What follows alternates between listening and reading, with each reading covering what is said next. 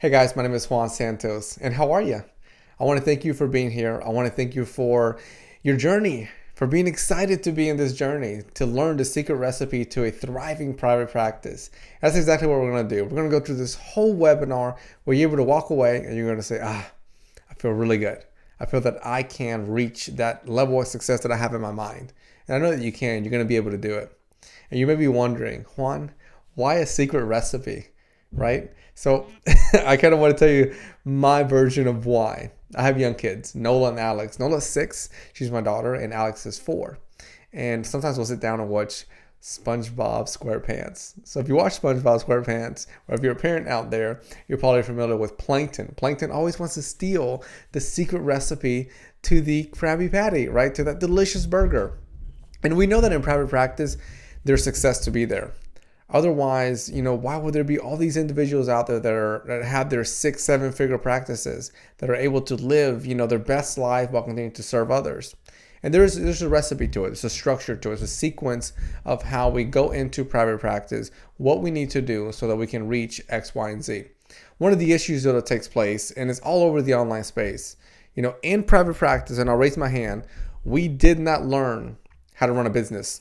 We did not learn anything about marketing, client conversion, how to run a checkbook, how to run a book, the books when it comes to practice. We didn't learn half of that shit.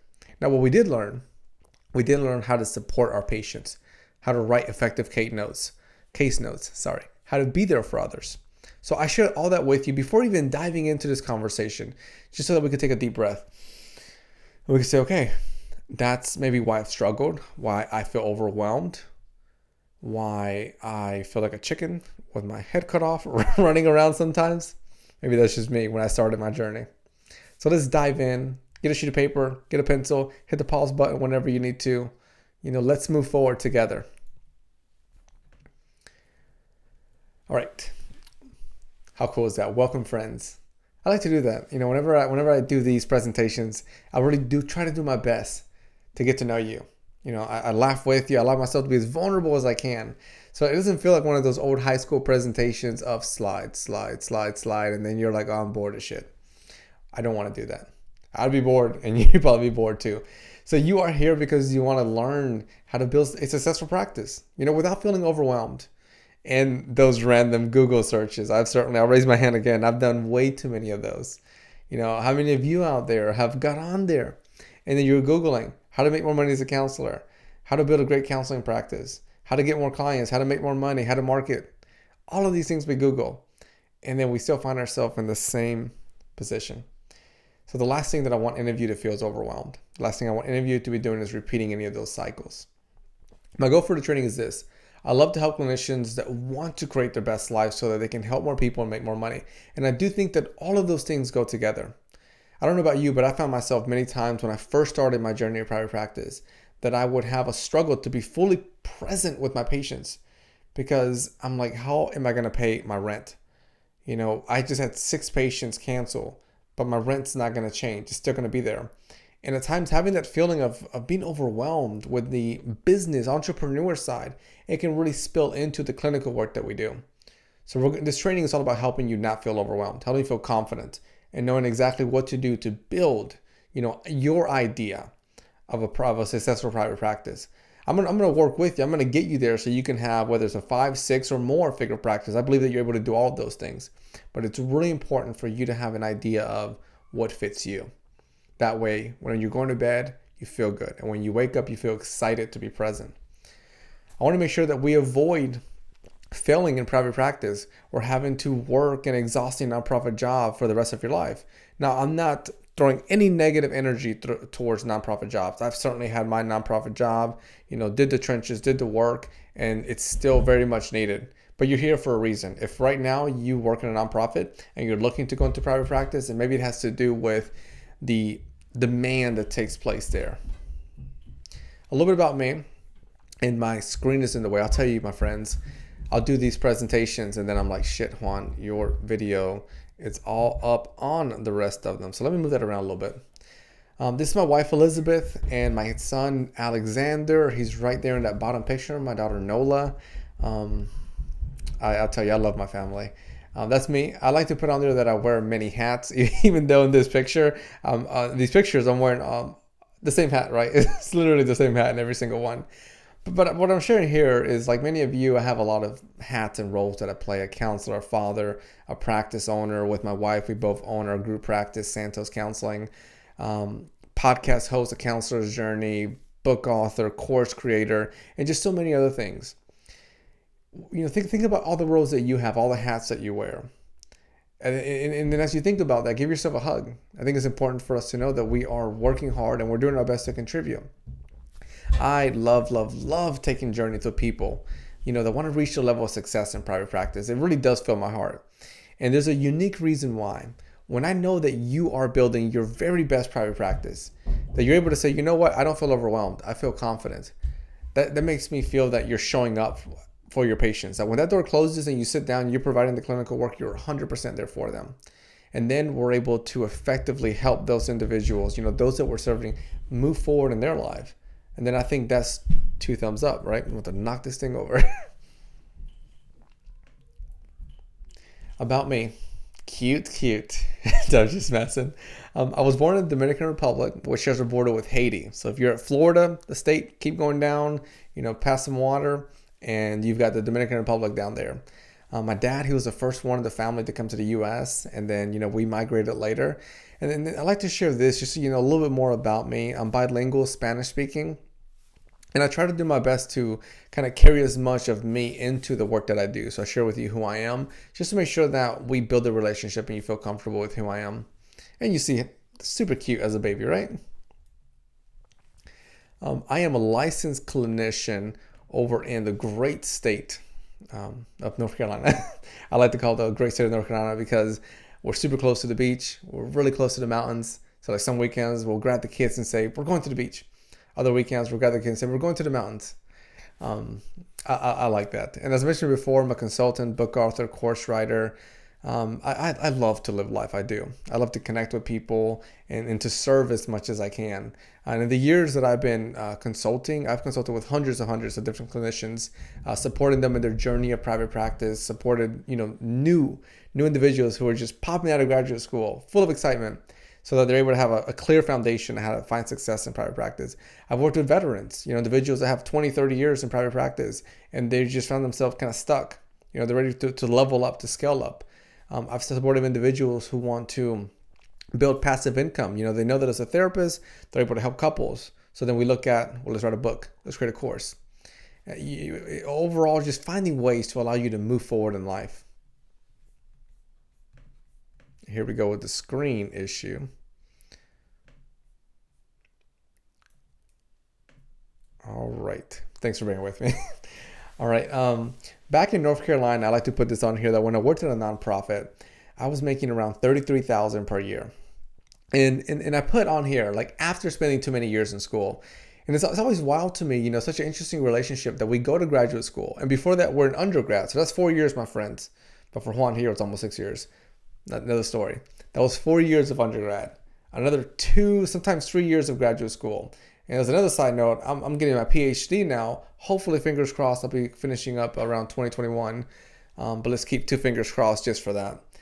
We spend a lot of time in graduate school, and often when we get out, right, we transition out of graduate school, we find these jobs in agencies, hospitals, and in different sectors that are not private practice, with wages that often, at least in my opinion, do not correlate well.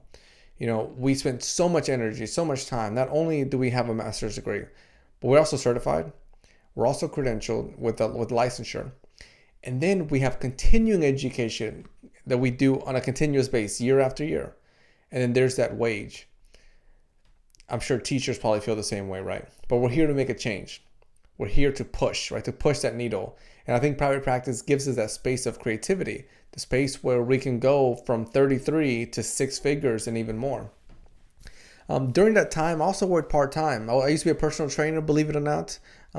These muscles, they have deflated over the years. And someday I got to get back on the old bandwagon, if you will. But I put that in there just to kind of share that even after graduate school, I was still hustling. I was trying to find ways to make enough money to put food on the table for the family, for the kids. My daughter was born right around the time when I was finishing up graduate school. And to me, it really just stuck out. You know, it was kind of in my mind. I was like, Juan, you know, you worked so hard, just like all your other colleagues in graduate school. Why isn't that salary at 60, 70, 80? You know, wouldn't that make more sense of years of master's degree, supervision, practicum, internship, certification, licensure, and a continuing base of education? So that was where my mindset went. And that's what led me, along with other variables, into the journey of private practice.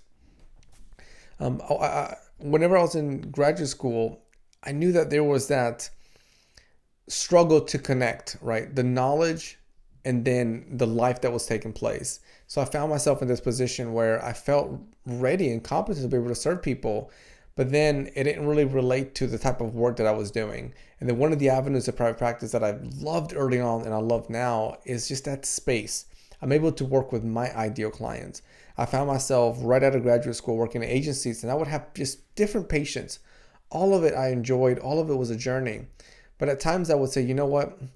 I think the agency would do a much better job if they had a different counselor here. And I would try to share that with them, but it was more of, well, we need you to serve, you know, this pool of individuals.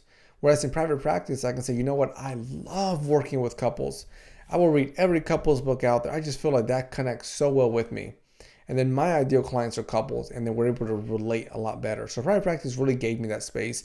And I think if you're here today and you want to continue your journey into private practice, maybe that relates to you too, where you're able to say, yes, you know, I like private practice because I get to work with my ideal clients.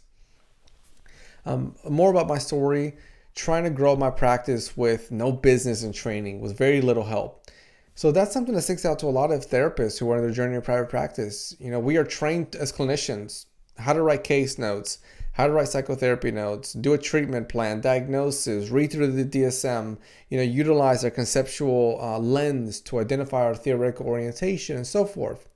But then comes the other end.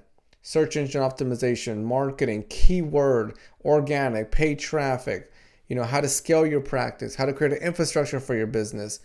None of that shit we learned, right? It's get out there and do the best that you can after getting that master's degree. Make it work. So it's why sometimes there's the struggle, right? It's why so many of us in private practice struggle. Very clear. Let's go back for a second. All right, so the basic qualifications to have a thriving private practice. I think pretty much anything in life has some sort of basic qualifications. Before you went to undergrad, qualification, right? You gotta have a certain GPA, recommendation letter, and so forth. Before you got your licensure, certain qualifications. You have a certain number of hours, signature, and so forth. So here's the qualifications before we dive in. I would love it if you're willing to learn and receive feedback. I'm going to give you a lot of feedback. A lot of knowledge is going to be shared here. I would love, love, love if you're willing to learn it and to receive it. Excuse me. You want to increase your practice revenue. So you're here because you want to make more money. And there's nothing wrong with that. You know, increasing your income allows you to be more present, allows you to feel less overwhelmed, allows you to create strategies on how you operate your practice. You want to grow with, you want to grow with the help of others. The help of others means your mentors, your colleagues. You know, if you think about the simple platform of practicum and internship during graduate school, that is us as graduate students allowing ourselves to receive help from a supervisor to train us and to be our guide. No different than what you're doing here, right? We're building a relationship, you and I, and you're sitting here or you're doing whatever you're doing, and then you're putting trust into me. You're saying, Juan, I trust you that you're going to show me, you're going to teach me how to effectively build a thriving practice so that I can get to the point of feeling less overwhelmed, more confident, increase my income, better serve my patients, and have my version of ideal private practice. And the last one is you want to be an advocate and support system for others. I'm a strong believer in that. You know, building a thriving private practice always connects to the advocacy and the support that we do. And I think when it comes to the relationship that we have with here, those colleagues, we all relate on that, right? We can all raise our hand and say we're here because we love to support other people. We love to advocate for others. You know, we are healers, helpers, individuals that, you know, nurture and are there for other people. So it's important to remain connected to that throughout this entire training and your entire journey in private practice. All right, here's a past student, and I shared this with you. This is Carla. She gave an awesome feedback and awesome review of her experience working with me, taking the course. Same one I'm going to show you here at the end of the presentation. And here's the reason that I share this. There are so many platforms out there that you could do. Just like graduate school, you could have went to any other graduate school except for yours. You could have went to any other undergraduate school except for yours. But more than likely, you did some research, you studied, and you said, you know what? I feel really comfortable with that one. So the reason that I show you this is so that you're able to build a relationship with me, but then you're also able to see past students and what they've had to say. And I think it's really important to do that so that you, build a relationship, with me, and then you're able to say, okay, here's some proof, right? Here's some validity to other people gone through it and kind of what they've had to say. So we're going to cover two key areas, two secrets, right? And at the end, we're going to get, as Plankton from SpongeBob would want to get, the secret recipe to the Krabby Patty. No, we're going to get the secret recipe to building a thriving practice. So the first one is the truth about building a six-figure practice. And I put on there six-figure because I completely believe that any therapist out there can make six figures.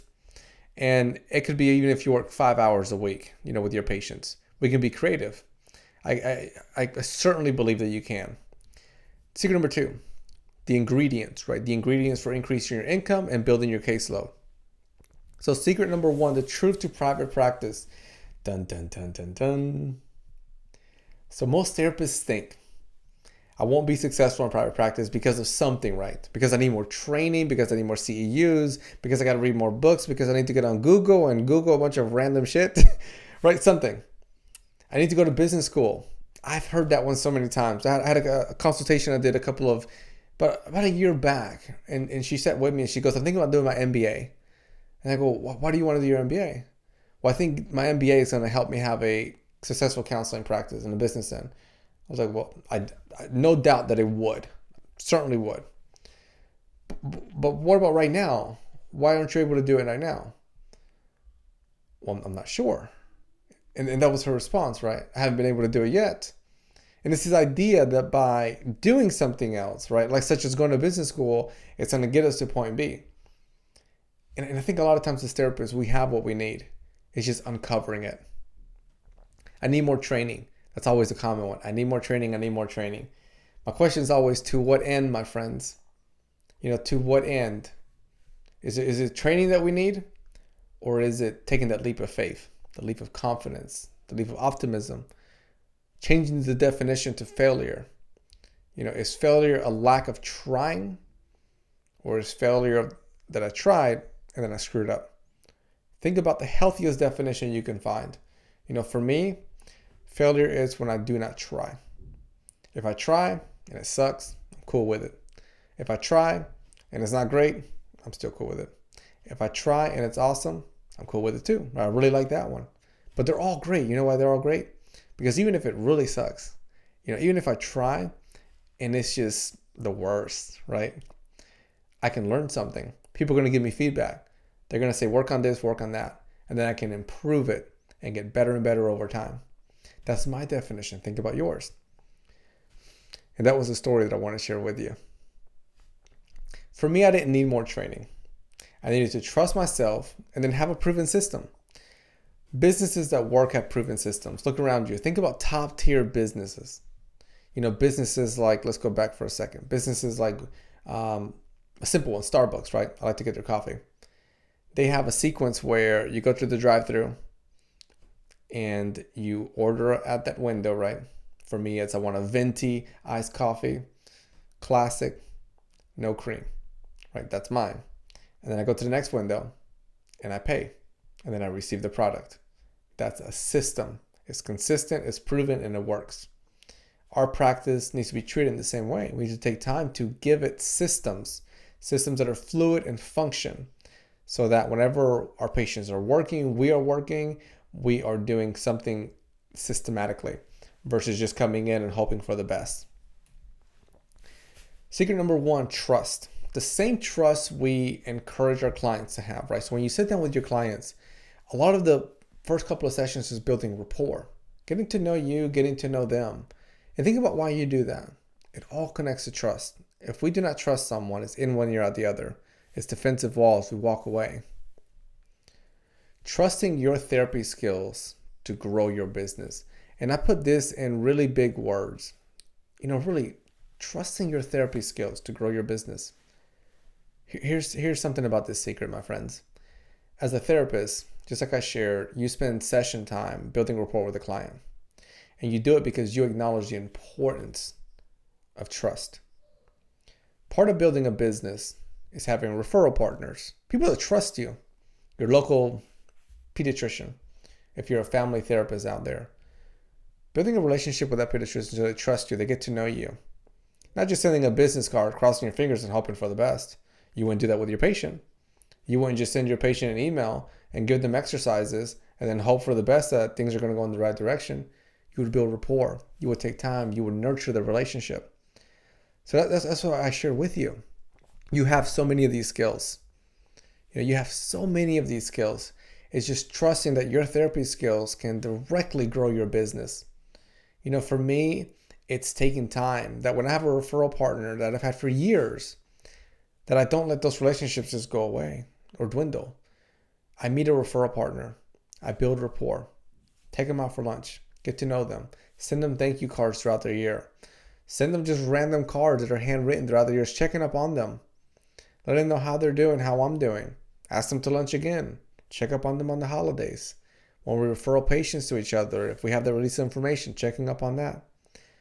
I trust my therapy skills in growing my business. And then that's what helps us in building just one little piece of a business, right? The referral system. And that's what I'm sharing with you.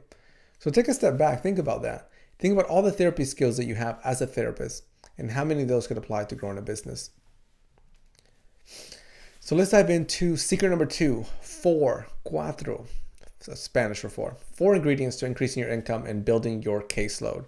Because at the end of the day, that's what it's about, right? To build a successful, thriving private practice, we need income, we need caseload. There are other variables connected to it, but those are some of the key ones there. There are 4 parts we're going to get into. Systems to implement, just like that Starbucks systems I showed you. Onboarding staff and clients. When people come in, they got to come in a certain way. I can't just drive up to the Starbucks line and order something and then I'm at the next window and they're like, what are you doing here? Right? That means that system is broken. It's not working in the right way. Tracking and growing. If things are going well, why are they going well? If we're growing, in which direction are we growing? If we're not growing, why? And then marketing and branding. Building that brand and a brand awareness so people get to know you, trust you, refer to you, or come to you and seek your services personally. So before we dive in, I think as therapists, we utilize a lot of mental shifts in our life. I know that I certainly do. So mental shifts are the way that we look at life, ways that we think. So I want you to think about these 4 steps, not as steps, but as shifts. Shifts where you're able to say, okay, I'm going to shift the way that I look at this. I'm going to shift the way that I look at that. So as we go over each one, again, think about it as a mental shift.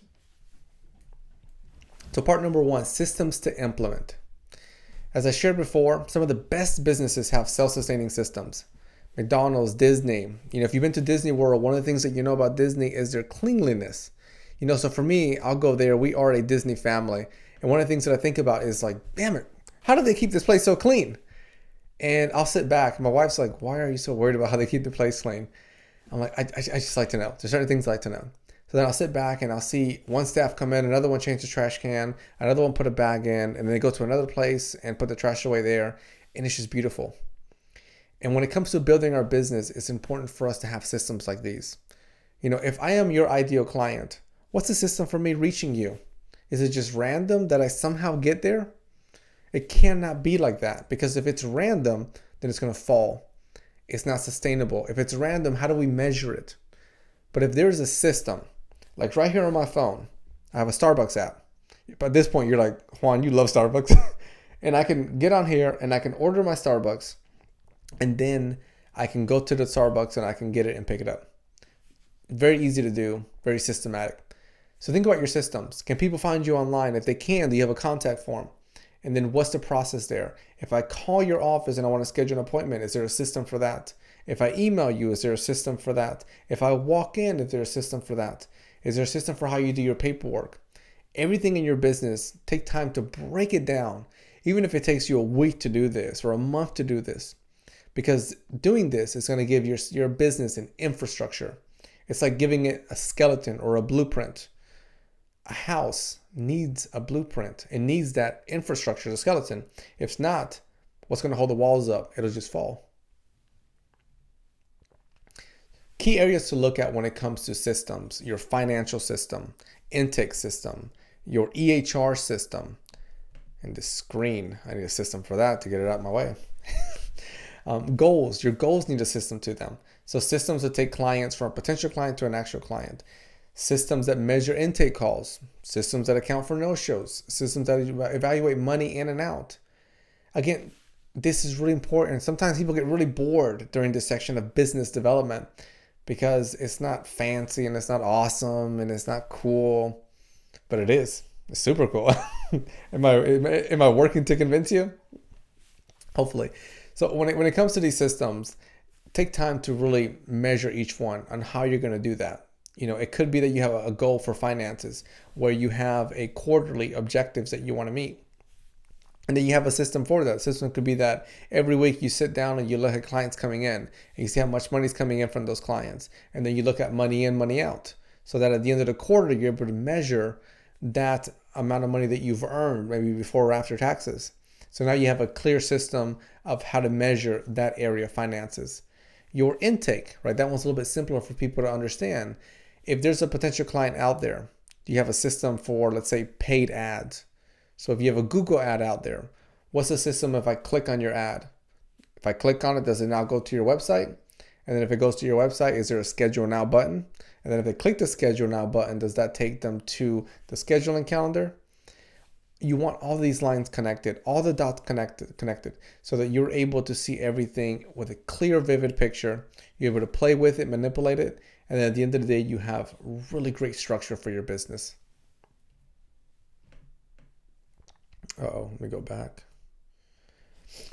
The last system I want you to look at, and sometimes this one is kind of just stepped over really quickly, but I really want you to take time to seek support, is insurance and protection. Cover your butt. So with that being said, take time to work with a business attorney, take time to work with a CPA, an accountant, someone in that profession. Overall, you wanted to just ensure that your liability is there, that you're covering yourself in case things go in the wrong direction, and so that you're being ethical as well. I think as clinicians and therapists out there, we all know that to run a private practice, we need to make sure that we have that insurance there. Part number 2, onboarding staff and clients. Sorry for the awkward pause. I was trying to move my screen. So onboarding staff and clients. It's really important for us to think about a mission and vision. Successful businesses across the board always have a mission and vision.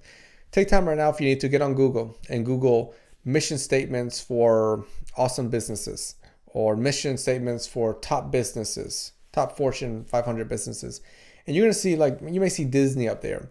What I want you to do is I want you to think about the purpose of a mission statement, the purpose of a vision. What they do is they give the business a function. They give the business a pathway. Without it, people get lost. And it's really important for us as business owners that even if you are just you in your practice, like you have no other staff, no therapists or no intake coordinators, no one else, that you still treat yourself as an employee. And you work for you. I get that 100%. But sometimes we can slack off if we go in the wrong direction where it's like, no clients are coming in. I'm just going to take the day off and go get some ice cream. I like ice cream. What if you did have a boss, right? And your boss said, well, that's not part of our mission statement. That's not part of our vision, right? That's where things start to shift. That's where we start to treat the business as a business. And a business that's treated effectively, it's going to have awesome results, really great results. So with yours, here's what I want you to take time to do. Take time to create a mission statement. Take time to create a vision. Ensure that it connects to you. Think about, my mission statement. What does it say? And as I'm onboarding people, clients and staff, does it connect with them? Does it relate with them? And then you want it all to be interconnected so that when people come in, it relates with them. If not, it's going to throw things off. Onboarding staff and clients, creating a work culture. A work culture is just as important for us to spend time to really develop as our mission statement and vision. Now, when you think about a work culture, give me one sec, let me get some water. When you think about a work culture, I want you to think about the very best work experience you ever had. Think about a work experience you've had, maybe with a group practice that you worked with, maybe with a different organization or a movie that you saw. Think about just the best work experience that you could think about. And then once you have that in mind, consider the culture there. How are you treated? How was staff treated? How are they supported? Were you given, space to grow as a professional, as a person? Were you seen as an individual than just a worker bee? All of that is really important to take time to cultivate, to understand, so that as you have your practice, even if it's just you, don't skip over it. As you have your practice, again, even if it's just you, take time to think about the work culture. Work culture has to do with your schedule, with how you're treated, with clothing, what you're going to wear, lighting, space, everything. So an example of that for me, I'll give you a negative and a positive. Like a no-no, which I definitely did when I started my private practice, and then more of a positive. So when I started my private practice, I didn't have that work culture. I went in and I had the idea that, well, I'm the boss, if you will, and I don't have a client right now, so I'm just going to get on the computer and watch some funny movies, or I'm going to just mess around on social media, or I'm going to just go home early, something like that. And then later, when I created a work culture, I had something to do when time was off. I had a whole schedule. When clients do not show, this is things that I can do. Right? That allows me to now be productive, to work effectively, to have a zone time for work. Without it, things can really go in the wrong direction. Something else that we want to look at with onboarding staff and clients is delegating tasks. Even if it's just you, we cannot do everything. And often doing everything is one of the largest hindrances, really one of the biggest walls that affects therapists in private practice from reaching that next level, from going to 4 figures to 5 to 6. Because one of the things that we do is we have a hard time letting go of our baby, don't we? I certainly did. Your practice is your baby. For years, it was mine. I was the only one that picked up the phone, answered the emails, and it scared the shit out of me to give the phone to somebody else for them to pick it up and then to go in the wrong direction. Had this idea that I knew how to communicate with the people, I knew how to answer the emails, and I knew exactly what my business needed. For some reason, that's just where I was at. And maybe that's where you're at. But I want you to consider, hire smarter people. Hire people that you trust. Because once you're able to delegate these tasks, then that clears up your space. And there's a simple math equation that I love to share. Let's say that your hourly fee is $100, right? $100, that's your hourly fee. And now let's say that you do 2 tasks, right? As a solo practice, you probably did like 1,000. I certainly did. So your main one is your trade, providing therapy to your clients. The second one is following up with phone calls, at the end of the day, right? So that's more of a intake coordinator, receptionist, administrative kind of work, right? So now I want you to think about the fee, right? This trade, the hourly trade, is at $100 for the therapy session that you did. The second one, the administrative work, going rate for that is maybe $15, right? $15, $10, $20, somewhere in that range. You doing both means that you are completely okay with that fluctuation in fee. And that's where a lot of practitioners lose money, lots and lots of money, get overwhelmed, get tired, get exhausted. I'm not sure about you, but I do not like, and I did it way too many times, getting on the phone with an insurance company for hours just to get nowhere. Now let's go back to math. Let's say that I hire somebody, Bob, and now Bob does that work for me. And in that 1 hour, I pay Bob, let's say $20. I pay him $20 for his hourly rate. While he is doing that, I'm seeing a patient. So now I'm at $200. $200 minus $20. I'm at $180. I'm still doing really, really well. Because the other way around would have been that I saved myself, $20? Instead of making that larger amount. So that's where you want to think about delegating tasks. And the earlier the better. Bringing people in gives you more space to think about being creative, creating passive ways to build the income, gives you more time with your patients, decreases feeling overwhelmed, increases your confidence, and then allows you to get out of working in the business and start working out of the business. In the business means that you see your patient, you're doing your notes, and you're tired of shit. And the next day you do the same thing over again. And then you do it over again, you do it over again, all over and over, like a cycle. And then it makes it so hard, because you're tired of shit, for you to figure out how to grow your business. Working outside of your business means that you still do your trade job, right? You do those tasks, but you don't do all the other extra ones. And then the time that you're saving from doing the extra ones, you're stepping back, you're looking at your business, and you're using that business mindset, right? That mental shift. You're looking at the systems, you're looking at everything that we're going to look at today during this presentation, and then you know how to effectively grow your business from A to B. You're able to scale it over and over and over because you're giving yourself this space. All right, next place we want to look at is hiring process, 1099 versus W-2. I really want to encourage you here. Take time to work with a professional. Sit down with a business attorney, with a CPA or an accountant, go over this process with them. They're going to lead you in different directions because here, you have a lot to do with your business structure. Like, do you want to be a sole proprietor, LLC, a corporation? I am not an expert in those areas. I can share my experience. From my end, what I did is I worked with a professional. Just like a client. If a client is struggling with their relationship, a recommendation would be to work with a professional. Yes, people can DIY it, but there's professionals there for a reason. Often it's more effective, and it saves time, and then it gives a foundation so you know what to do next time. Excuse me. So one of the avenues that I did just personally, not professional advice I'm giving you, not expert advice that I'm giving you here, just personal from my end, I went the 1099 route. And then I do that where I have contract employees within the practice. I have contract employees that do marketing work for the practice, that do administrative work for the practice, that do just about all the tasks that are within a business, from janitorial work to administrative work to onboarding staff to training staff. Those are the key ones there. And then bringing in clinicians too. And then I took that one because one of the key things that I wanted to do is I wanted to give people flexibility. And then it allowed me to do that. Taking that contract route allows me to give them that flexibility, and then also allows me to pay them the highest amount that I can. Part 3, tracking and growing. We got to do it. Just think about it in every way. If it's physical fitness and you want to get stronger, you got to track it. If you're doing some sort of dieting journey, there's some sort of tracking there. There's like food journals, mood journals. All of those things really help us acknowledge the importance of tracking and growing.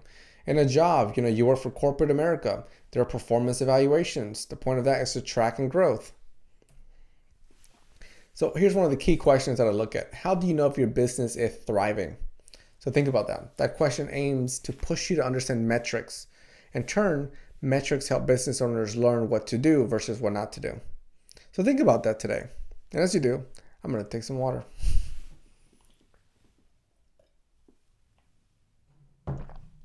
I'm hoping my throat will last. Bear with me. All right, so areas to track: income calls, referral parties, hotel vacancy rates. And you're like, Juan, we're not working at a hotel here. I like that one because it's important to know in your practice, like, when are you full? Why are you full? What are you going to do when you're full? How did you get full? Versus, I'm full. Yeah, it's great. It's great that you're full. But we're running a business. A business has an opportunity to scale. A business has an opportunity to understand why it got from A to B or from B to A, whether it goes up or goes down. So it's important for us to have tracking systems. Track systems as far as incoming calls coming in. And how many of those calls are coming in from referrals? We want to track that too. How many calls are coming in during what periods of the day or periods of the week or periods of the month or periods of the year? All of that is important. There's something out there called the summer slump, which is cool. Cool because we get to know, right? We get to know that there's certain places, certain clinicians that experience a summer slump. So this is why I like to know things. I like to know tracking and growing. Sometimes people go, well, shit, I don't want a summer slump. That doesn't even sound great. I'm not going to make any money during the summer. But here's where we get creative. Knowledge is power, if you will. So if I know there's a summer slump, I can now do research in my area and understand which practices thrive during the summer months. And maybe I look across town and go, oh, Bob's counseling is doing superb. Why? Oh, they work with kids. Kids are out of school. They run little camp style therapy. Maybe I can create a program around that. Maybe I could support them in some sort of way. Maybe I could hire someone that does that. That's just one idea there. Another one could be you identify which months you do just really, really well, and then you hit it hard during those months. And then during the summer ones, you take on a different track. Maybe you write a book, you create a course, you find an additional way to scale your practice. Again, this is why it's important for us to understand why we need to track and then how we can grow. Referral parties, it's important for us to track not just that blank client came from a referral, but we want to understand which referrals send a client and then to what degree, to what amount. You may have referrals on your list that are like 10 different referrals, and maybe you get 2 from a certain referral. Have you ever thought about why? Why do I get 10 patients a month from this referral, but I only get 2 from a certain other one? I'd encourage you to take time to figure out the why. And once you do, you're going to be able to understand what to do differently, how to shift that relationship, or how to pull different referral partners. Tracking systems allows us to have that space to develop strategies for growth. The same strategy that I shared here with you today. And I really encourage you, I want you to take time to think about the systems that you have and then how you can start tracking them, how you can start growing from them. So part 4, we're going to get into marketing and branding. This is the one everyone's excited about, and I save it for last because I really, really think it's important for us to take time to cultivate the other ones first and then go into this one. It'd be the same thing if you have a practice and you have an office, but you have no furniture, and then you go ahead and stake a client, and the client comes in and goes, where do I sit? The importance of that is branding, right? Because when a client gets to your office, what they see is your brand. If the brand doesn't look good, they're likely not to look good. Or let's say that you wanted to get a client to visit you, and then you tell them, check out my website, but the website is a horrible experience. They click on the link that says services for relationships, and when they click on it, the next page is broken. It doesn't take them anywhere. It doesn't give any valuable information. It says, come back later when more information is here, right? That really hurts marketing. So it's really important for us to build the first 3 areas that we focused on today and then get to this one. And again, I know that, eager beaver. So a lot of us are so eager just to get into this one, but I really want to encourage you to first, take time with the other ones. Marketing and branding. It's important for us to look at funnels, systems that lead to blank to the desired goal. So overall, funnels are systems. A funnel, you want to look at it just like this, like a cone shape. What are the things that I can do here to get to here? So an example of that could be I could do social media content on Instagram, create videos. I can write a blog. I can do a podcast. And then all of that leads to the conversion. My ideal client, maybe a therapist out there that wants help to build their thriving practice. You found me maybe on an Instagram channel, or you found one of the blogs that I wrote, or you listened to the podcast, or you heard me on somebody else's podcast. All of those are the marketing strategies, and they lead to you saying, yes, I feel really comfortable with you, Juan, for us to work together, for us to move forward together. Marketing and branding. So an example I want to give you today that has to do with a funnel is focusing on a call to action. So here's an example you could play with, you could take with you and utilize it. So a call to action is something that calls the action, right? That sticks out. It's like highlighter on a piece of paper. So it could be 5 days to reduce negative thoughts. And let's say that you had this call to action on your website, right? Somebody gets on your website and they go, oh, 5 days to reduce negative thoughts. I would love that. And then below it, it says, enter your name, email, and then it takes them to an email list, right? So then you sign up and register. Now that they go to the email, you start building a relationship with them.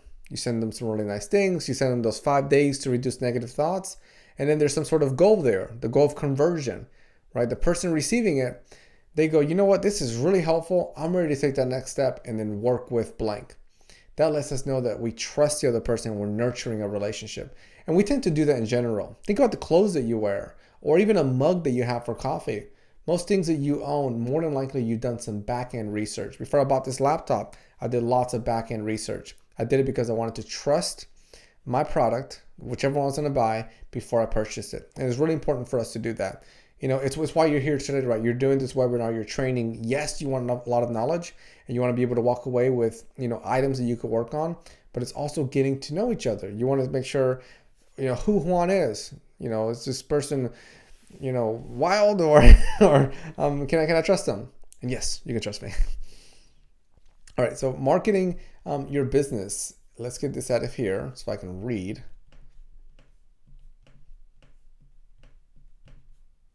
Marketing your business is about relationship building. And again, remember that first secret that I shared with you, the very first one. Trust in your therapy work. Trust in your clinical skills. You have exceptional skills when it comes to relationship building. It's part of the report that you do during those first sessions. So when it comes to marketing, I trust that you're going to be okay. I'm going to show you what to do, but just share with you that you have the skills already. All we're doing is we are dusting certain things up. We're saying, hey, there's that skill. Let's dust the other one off. There's the other skill. We want to be able to utilize marketing with the very clients that you serve by providing a great service and that turning into referrals. Often what we do is we focus so much on more.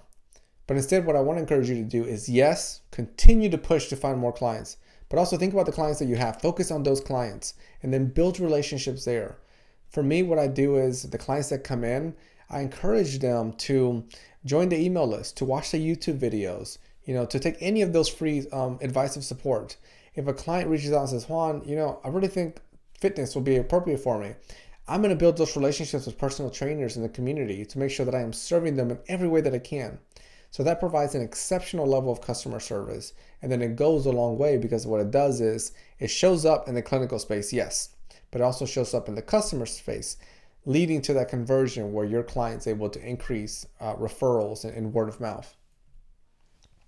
Next place I want you to look at when it comes to marketing and branding is paid marketing and branding. So this is organic.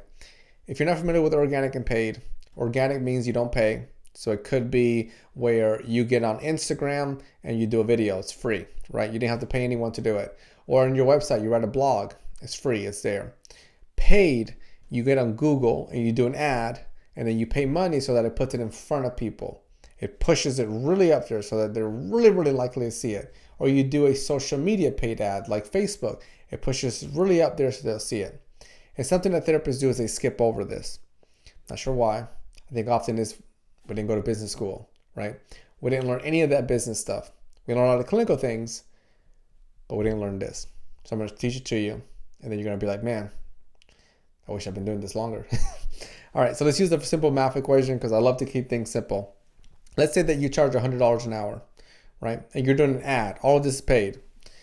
And you do an ad that leads people to your website, right? It's a Google ad and it says something like, relationship therapy that can help, something like that, random. But focus on relationships, so not random, sorry.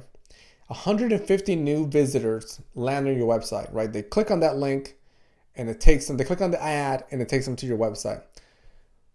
Those people convert at 6%. So out of the 150, 6% of them turn into clients.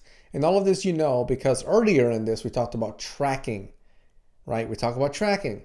We're not just doing random things out there and crossing our fingers and hoping for the best. Everything we do, we track. That way we know how to effectively run and operate a business. So then comes in the math, right? You have 150 new potential clients. They clicked on that ad, right? The ad that costs $2. The click costs you $2. That comes out to $300 that you spent out of pocket, right? So you got your $300 and you're like, bam, there you go. Now, those $300 that you spent at a 6% conversion got you 9 new clients. So you spent $33 per client, right? Every time a client clicked, that's what you spent, those $33. Your fee is $100. So let's do some simple math, my friends. $100 minus $33 is equals to $66.67. So that is what it costs for a new client, $66.67. It works, and it works continuously. Now, before you get super excited, it's important for us to take time to learn, what paid ads are, which ones are effective for us, how to get a sales page or a leads page. A leads page is literally whatever the screen shows as far as a page, and then information connected to what's being sold or what's being advertised. So let's say the example of what you see in this video, right? Imagine that the calculator there, below it is said, do you love this calculator? Click, and I'll show you exactly where to purchase one, right? So that will be like a sales page or a leads page. You would click it, and then it will take you to the place where you can make the purchase. Two avenues you can take: DIY, get on Google, and then go through the process of learning. Second avenue, you can go through the course that I share at the end, or you can pay for like a marketing specialist or professional, and then they can help with that as well. So when it comes to marketing for most therapists, here's a key area that I find thought process goes into. I don't know what to focus on in order to actually get new clients. So let me explain. You're probably like, Juan, please explain. Most therapists focus on everything other than what truly produces new clients. And everything meaning that exactly what I did. Like, you go out there and you try to build relationships with everybody. You get a blog and you start writing about a whole bunch of random shit. You know, you get on everyone's YouTube and you start your YouTube and you start every social media channel. You got a Twitter, a Pinterest, a Facebook, a YouTube. You got every single one. But you're everywhere. And that's one of the most common mistakes, that we go everywhere. Just like in that picture, right? You see the picture there with all these things there? Instead of being everywhere, we just want to be at one place and focus on one niche. So that's one thing I want you to take away. Most therapists feel lost with their marketing. And it's because we focus on too much. Most therapists feel like failures when it comes to marketing, which makes sense. We weren't trained to market. You know, we're trained to work at the clinical world, to build and nurture these relationships. Here's another student that went through the course, Rebecca. Again, I literally just want to take time where you're able to read over it. You're able to get the experience so that you see that other people are really transforming their life and the way that they run their practice. And then I would love if at the end you're able to take the course and move forward with it. And don't worry, I have a special surprise for you. So let me ask you a question. Are you enjoying the training? Are you loving it? So I want you to take a picture and I'll smile for you.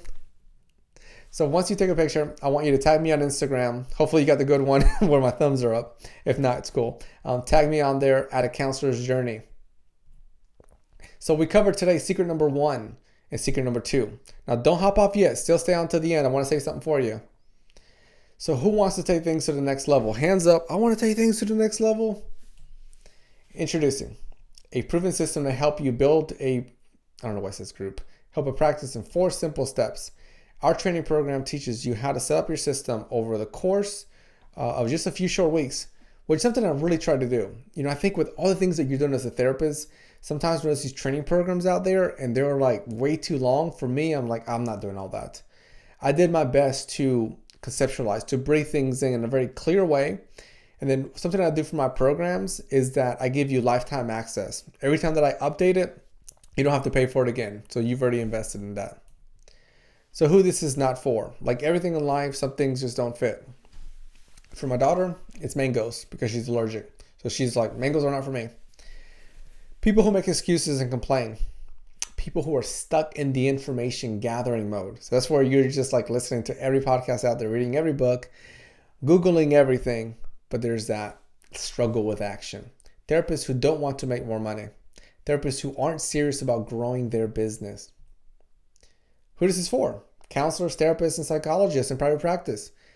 If you're just starting out or a seasoned veteran, solo practitioners or group practice owners, therapists who take responsibility for the growth of their business, therapists who want to help more people and make more money, therapists who are smart, motivated, and ready to get things done.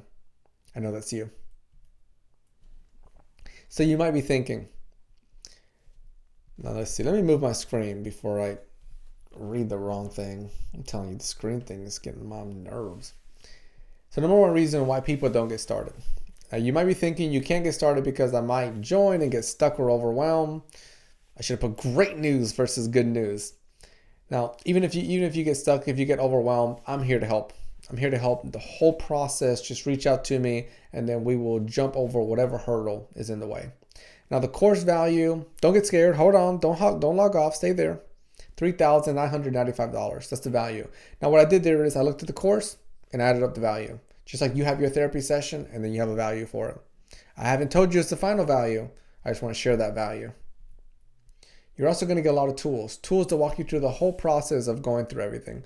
Tools that connect to effectively getting new clients consistently not just one new client or two or six randomly with our fingers crossed, but a consistent platform, a platform for building referrals, a platform for increasing your income, and then systems for sustaining your business growth.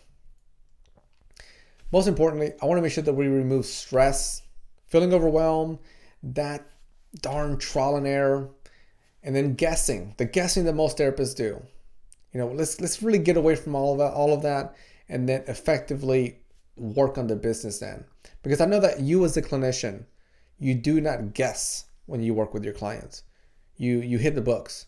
You know your clinical knowledge. You take your CEUs, you go to your professional development, whether you're an EMDR therapist, a CBT, or whatever style that you work with, you do your due diligence. And it's the same thing here. Why should we guess when it comes to the business end of our journey?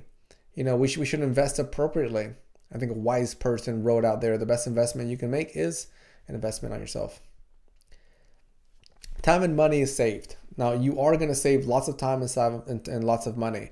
You don't have to start from scratch, go through any of the painful or expensive trial and error mistakes that I certainly made.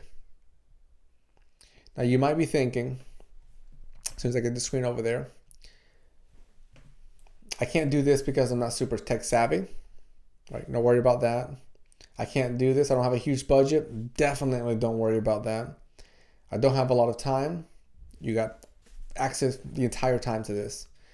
None of these are problems because you're going to get a shortcut. You're going to get the entire process that leads you through how to build a thriving private practice. So there's no need to be tech savvy. All of the tech things I've broken down for you.